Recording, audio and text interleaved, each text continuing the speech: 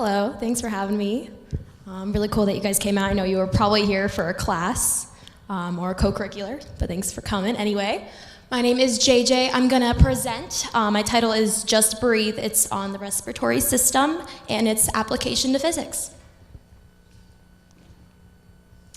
For an introduction, we're gonna learn a little bit about respiration, the respiratory system, and various laws of physics that affect respiration. So respiration is the movement, extraction, utilization of molecules in the air to fuel internal cellular processes. Taking in oxygen and expelling CO2 is kind of a good example of that. We do it every day.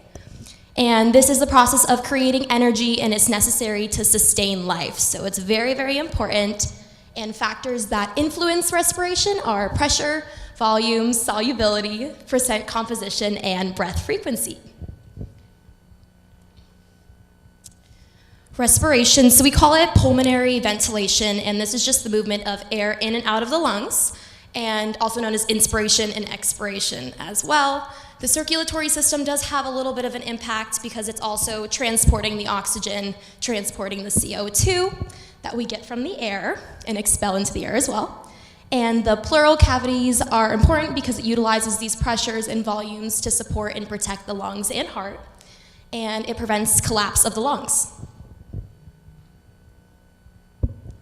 So a little about the respiratory system. There are many structures that contribute to the mechanism of respiration itself. The nasal cavity and nasal concha are there to warm and moisten the air, also filters it so you're not getting any nasty things. The pharynx is the air passageway into the lungs. It goes into the larynx, and the larynx actually separates the esophagus and where the food is going, so into the esophagus or into the trachea, which is going to go into our which is our windpipe, and it's going to go into the carina, which goes into the bronchi, and then into the alveoli, which we will learn is very, very important, especially for gas exchange. Gas exchange, so this is the alveoli. Gas exchange is very important here. It's most of the lung volume, and the cell walls of the alveoli are made up of cells that are called pneumocytes. Two types. Type 1 is the thin and molecules can pass or diffuse. And type 2 is a cell that actually produces surfactant, which is responsible for maintaining or reducing surface tension. And again, that prevents the alveoli from collapsing. Prevent the alveoli from collapsing, you're gonna prevent the lungs from collapsing, because that's most of the lung volume there. Also, the cardiovascular system is gonna help, again, with the transport of the oxygen and the transport of the CO2 out of the body. So during a normal breath, you're using your diaphragm and external intercostals. Most of it is coming from the diaphragm there. During a forced breath, your body actually needs a little bit more to get some air in, and that's kind of during vigorous exercise, or if you're a smoker and you have COPD, those muscles are actually gonna help you get more air that you need because you need the oxygen. So here's our first law we'll discuss. It's Lapplaces Law, and this is just a focus on surface tension and, again, preventing the alveoli from collapsing. We can see that that is the equation right there. Pressure 4 times the surface tension divided by radius of the alveoli is going to give us that pressure. There's always a constant surface tension, about 50 dynes per centimeter. Again, to prevent the alveoli from collapsing, you want to be able to keep taking in oxygen. And then the radii of the alveoli increases during inspiration, and the pressure will decrease as that happens. And we'll learn a little bit of that in a second. For Boyles Law, Boyles Law states that pressure and volume are inversely proportional to each other in a contained space and under constant temperature as well. Pressure is the frequency of collisions against the wall, so of the alveoli and of the lungs themselves, and volume is the amount of space that is able to be taken by that air. And during inhalation, the thoracic cavity always has a slightly negative pressure, again, to prevent the lungs from collapsing. And as volume increases, the pressure is going to decrease. Vice versa, when you exhale that air, the volume is going to decrease and the pressure is going to increase. The ideal gas law, we've heard about this one. So this is just the main idea is about gas diffusion. So it's really the movement of gas in and out of the respiratory structures. Again, it's the lungs, the blood, the tissues. We know that the circulatory system is going to help with the transport into the blood, out of the blood as well. And there's our equation. Pressure equals the number of moles times the gas constant times temperature divided by volume. Dalton's Law is the behavior of each specific gas in a mixture.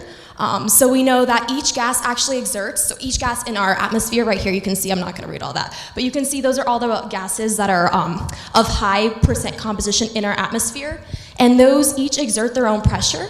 And the pressures are slightly different when they're in your lungs versus when they're in the atmosphere. You can see that, all the fun stuff. But it just says that the total pressure is going to be the sum of all those pressures. And we know that our atmosphere has a pressure of 760 mercury millimeter or something. Yep, there we go. Got an auto there. So that's our atmospheric pressure, and then inside the lungs you'll find that that's the same pressure because otherwise your lungs would collapse, and you don't want that.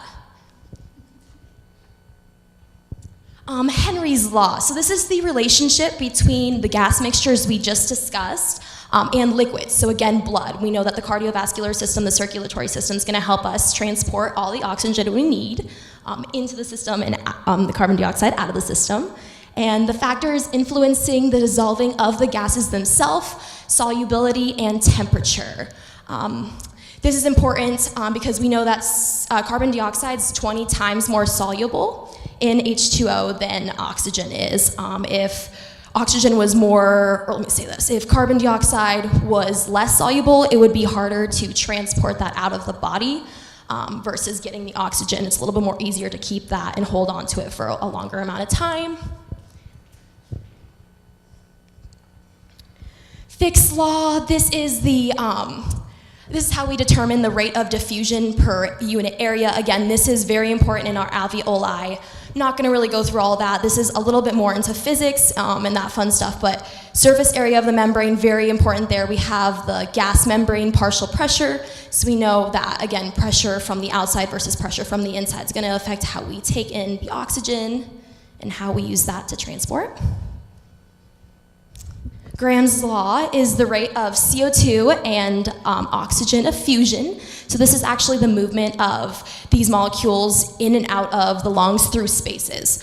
So not necessarily through like the alveoli, but it's more through like pleural cavities around your heart, around your lungs. And then we have that equation there as well. I think it may have gotten taken off of there, but that's A-okay. So we just know we see a huge impact of rate of effusion in taking in oxygen to our blood.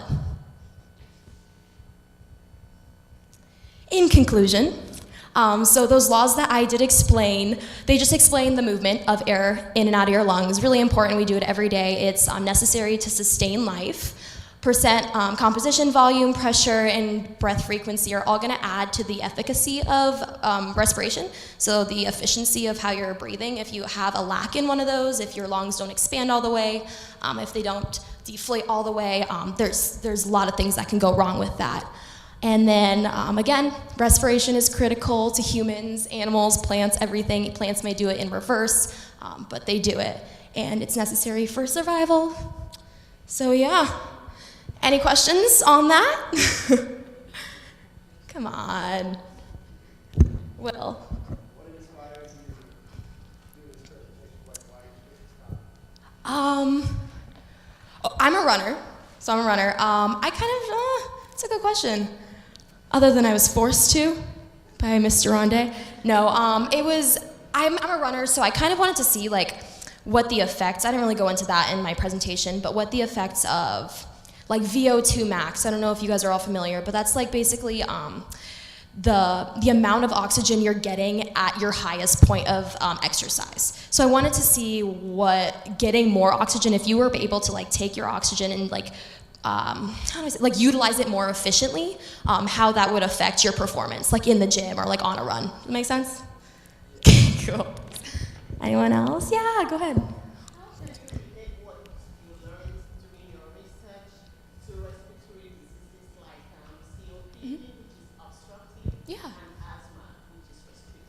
Yes, I know. Yeah, I know. So I know with I know with COPD, that is basically your alveoli. So you guys, when your bronchioles or bronchioles branch into your alveoli, and like let's say you smoke, so you get COPD from smoke, from being around smoke.